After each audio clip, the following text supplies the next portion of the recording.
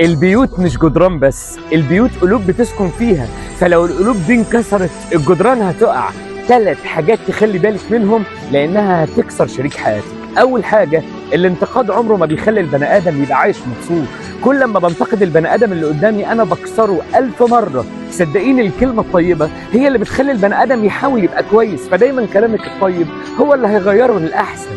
2، اوعي تقارني نفسك وحياتكم بحياة ناس تانية. الناس التانية اللي انت فاكراهم كويسين هم مش كويسين، وحياتهم غير حياتك، لا ظروفهم زي ظروفك ولا هم عايشين زي ما انت عايشة، فبلاش المقارنة. عايزين نقارن نفسنا بنفسنا قبل كده عشان نبقى احسن. 3، اوعى في يوم من الايام يحصل ما بينكم مشاكل والخصام يطول. الخصام الطويل والوقت الكبير بعيد عن بعض بيخلق جفا اكبر من المشكله اصلا اللي واقع عشانها الخصام، فخلي بالكم ما تدخلوش الشيطان ما بينكم. وصدقيني وفي الاخر شريك حياتك ده هو اللي باقيلك، وما تعملي كده انت بتكسبي السعاده في حياتك، بتخلقي لنفسك حياه سعيده وكويسه. 3 حاجات خلي بالك منهم.